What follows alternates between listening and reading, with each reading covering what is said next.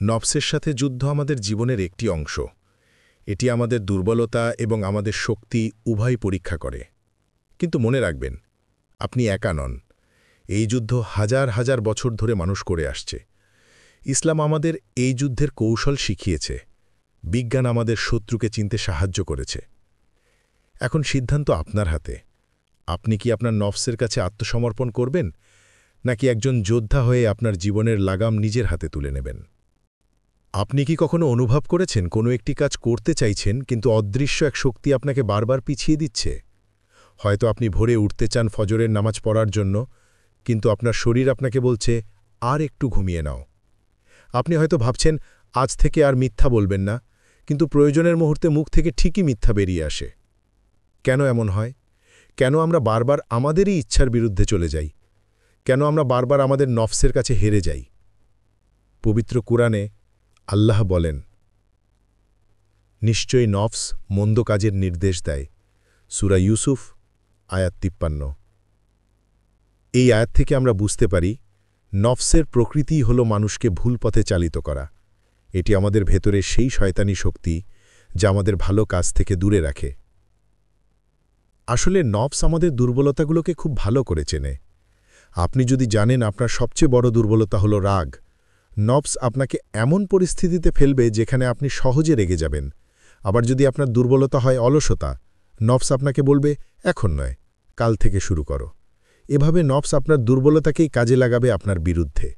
সেজন্যই তো আমরা প্রায়শই বলি, আমি মন থেকে চাই। কিন্তু আসলে আমাদের মন এবং আমাদের নফস এক নয়। মন হয়তো ভালো কিছু করতে চায়, কিন্তু নফস আমাদের সেই ভালো কাজ থেকে দূরে সরিয়ে দেয়। এই যুদ্ধটি আমাদের মনের ভেতরেই চলে। একটি পক্ষ চায় ভালো, অন্য পক্ষ চায় মন্দ।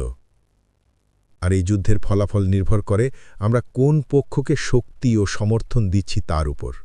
আধুনিক বিজ্ঞান এই বিষয়টিকে অন্যভাবে ব্যাখ্যা করে। মানুষের মস্তিষ্কে একটি অংশ আছে যাকে বলা হয় প্রিফ্রন্টাল কর্টেক্স। এটি আমাদের যুক্তিবোধ, পরিকল্পনা এবং সিদ্ধান্ত গ্রহণের কেন্দ্র। আর এর বিপরীতে আছে আমাদের আবেগের কেন্দ্র, যা ডোপামিন নামক একটি হরমোনের দ্বারা চালিত হয়। ডোপামিন আমাদের আনন্দ দেয়, যার ফলে আমরা বারবার একই কাজ করতে চাই। যখন আমরা কোনো খারাপ কাজ করি, যেমন জাঙ্ক ফুড খাওয়া, সোশ্যাল মিডিয়ায় অতিরিক্ত সময় কাটানো, আমাদের মস্তিষ্ক সাময়িক আনন্দ পায় এবং ডোপামিন নিঃসরণ করে।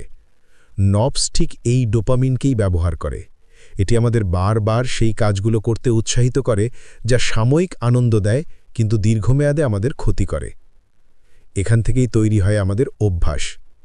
খারাপ অভ্যাসগুলো মস্তিষ্কে একটি নিউরাল পাথওয়ে তৈরি করে, যা ওই কাজটিকে আমাদের জন্য সহজ করে তোলে। তাই প্রথমবার মিথ্যা বলা যতটা কঠিন ছিল, দশমবার তার চেয়েও অনেক সহজ। নফসকে জয় করা সম্ভব, তবে তার জন্য প্রয়োজন সচেতনতা এবং নিয়মিত অনুশীলন। এখানে কিছু কার্যকরী উপায় রয়েছে যা ইসলাম ও বিজ্ঞান উভয় সমর্থন করে। ১. সচেতনতা এবং আত্মসমালোচনা। ইসলাম আমাদের আত্মসমালোচনার শিক্ষা দেয়। প্রতিদিন নিজের কাজগুলো পর্যালোচনা করুন।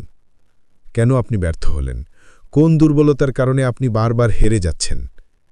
বিজ্ঞান বলে নিজের দুর্বলতা সম্পর্কে সচেতন থাকা প্রথম পদক্ষেপ। ২. শৃঙ্খলার অভ্যাস। ইসলাম আমাদের শৃঙ্খলার শিক্ষা দেয়। ৫ ওয়াক্ত নামাজ, রোজা এসবই আমাদের শৃঙ্খলার অনুশীলন। এটি আমাদের মস্তিষ্ককে প্রশিক্ষিত করে। নিয়মিত একই কাজ করলে আমাদের মস্তিষ্কে ভালো অভ্যাসের নিউরাল পাথওয়ে তৈরি হয়। ৩. পরিবেশ পরিবর্তন। নফস আমাদের পরিবেশে থাকা খারাপ প্রভাবগুলো থেকে শক্তি পায়, তাই খারাপ পরিবেশ থেকে দূরে থাকুন। খারাপ বন্ধু বা সঙ্গী ত্যাগ করুন, যা আপনাকে খারাপ কাজের দিকে উৎসাহিত করে। ৪. ধৈর্য এবং আল্লাহর কাছে সাহায্য।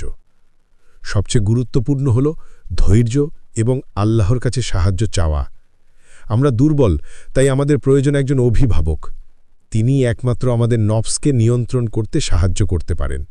মনে রাখবেন, আপনি হেরে যাবেন, হেরে যেতেই পারেন, এটা মানবিক দুর্বলতা। তবে প্রতিবার হেরে যাওয়ার পর নফসের সাথে যুদ্ধ করে বিজয়ী হওয়ার প্রবল ইচ্ছা থাকাটা বাধ্যতামূলক।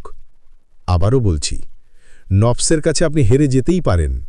হেরে যাওয়াটা অপরাধ নয় কিংবা অসম্ভবও নয়। তবে হেরে যাওয়ার পর বিজয়ী হওয়ার প্রবল ইচ্ছা থাকাটা ইসলামী জীবন ব্যবস্থায় বাধ্যতামূলক।